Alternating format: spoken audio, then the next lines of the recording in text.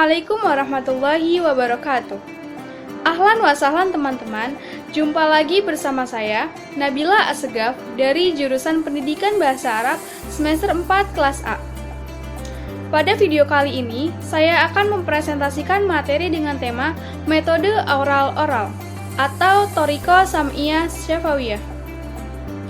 Pada mata kuliah Metodologi Pengajaran Bahasa Arab yang diampu oleh Bapak Hasan Saifullah MAG. Adapun pembahasan pada materi kali ini yaitu yang pertama, latar belakang munculnya metode oral-oral, kedua, landasan teori, ketiga, karakteristik, keempat, tujuan, dan kelima yaitu implementasi. Baik, langsung saja kepada pembahasan yang pertama yaitu latar belakang munculnya metode oral-oral atau Thoriqah Sam'iyah Syafawiyah.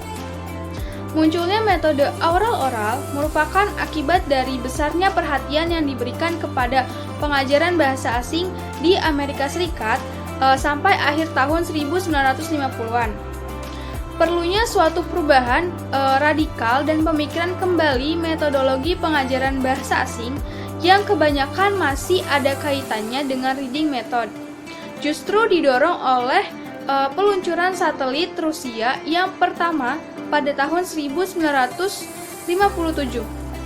Pemerintah Amerika Serikat mengikuti perlunya upaya yang lebih intensif untuk mengajarkan bahasa-bahasa asing guna melindungi Amerika Serikat dari keterasingan kemajuan ilmiah yang dibuat di negara-negara lain. Adapun pembahasan yang poin kedua yaitu landasan teori metode oral-oral. Pertama, bahasa merupakan seperangkat simbol fonetik atau bunyi. Oleh karena itu, pengajaran bahasa harus dimulai dengan mendengarkan bunyi-bunyi bahasa dalam bentuk kata ataupun kalimat, kemudian mengucapkannya. Kedua, bahasa merupakan kebiasaan, yakni suatu perilaku akan menjadi kebiasaan apabila diulang secara berkali-kali. Oleh karena itu, pengajaran bahasa harus dilakukan dengan teknik pengulangan. Dan yang ketiga yaitu didasarkan atas asumsi bahwa bahasa-bahasa di dunia ini berbeda satu sama lain.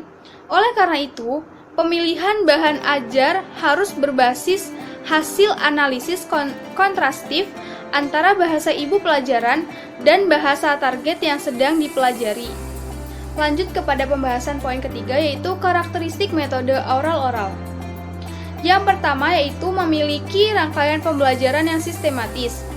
Dari menyimak, kemudian berbicara, kemudian membaca, dan yang terakhir yaitu menulis. Nah, dengan rangkaian ini dipahami adanya tujuan pengajaran bahasa yang ingin mengakomodasi keempat keterampilan bahasa secara seimbang. Kemudian kedua, keterampilan menulis diajarkan sebatas pola pada kalimat dan kosakata yang sudah dipelajari secara lisan.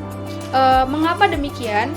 Karena pelajaran menulis merupakan suatu representasi atau pergantian dari pelajaran berbicara. Ketiga, menekankan pada peniruan, penghafalan, asosiasi, dan analogi. Keempat, kosakata dibatasi secara ketat dan selalu dihubungkan dengan konteks kalimat atau suatu ungkapan, bukan sebagai kata-kata lepas yang sifatnya itu berdiri sendiri. Dan yang kelima yaitu penguasaan pola kalimat dilakukan dengan latihan-latihan pola yang berurutan, seperti dari stimulus, kemudian respon, dan selanjutnya ke reinforcement. Adapun tujuan dari metode oral-oral yang pertama yaitu agar peserta didik dapat menguasai 4 keterampilan berbahasa secara seimbang. Nah, apa saja keempat keterampilan berbahasa ini? Yang pertama, al-istima, mendengar. Kedua, al-kalam, berbicara. Ketiga, al-qiraah, membaca. Dan yang keempat, al-kitabah, menulis.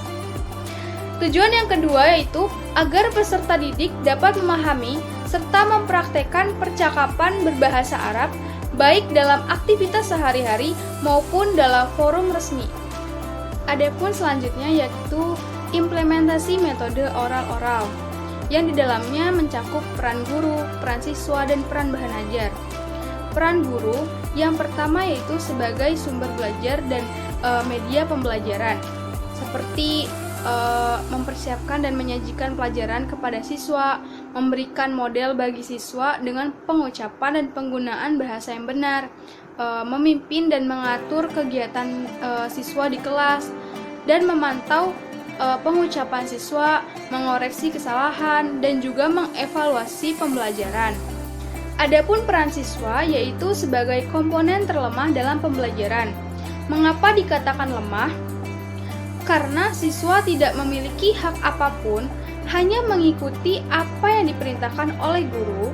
Siswa juga sepenuhnya diatur oleh guru dan bahan ajar. Nah, selanjutnya, peran bahan ajar, yaitu sebagai komponen utama dalam pembelajaran. Mengapa disebut utama? Karena dalam metode oral ini sepenuhnya bergantung pada bahan ajar, dan bahan ajarnya pun sudah dibuat serelevan mungkin dan dibuat secara bertahap.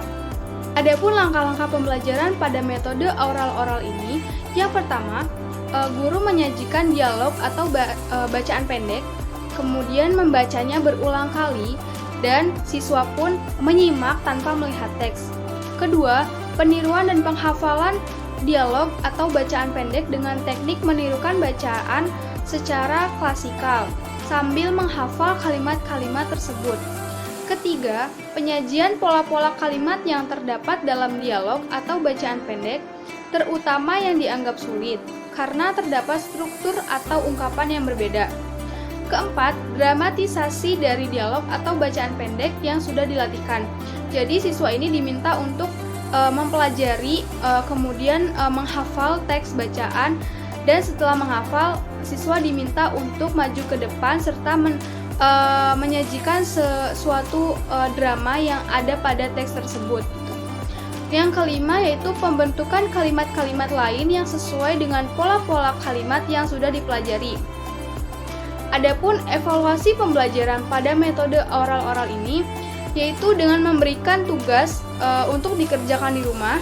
Nah, dalam hal ini, pelajar disuruh berlatih kembali dalam menggunakan pola-pola yang sudah dipelajarinya di sekolah. Jadi, dapat diambil kesimpulan bahwa metode oral ini lebih menekankan pada kemahiran dalam menyimak dan berbicara, baru kemudian membaca dan menulis. Mungkin cukup sekian presentasi materi dari saya. Mohon maaf apabila terdapat kesalahan dalam pengucapan kata ataupun kalimat. Syukran ala husni ihtimamikum. Wassalamualaikum warahmatullahi wabarakatuh.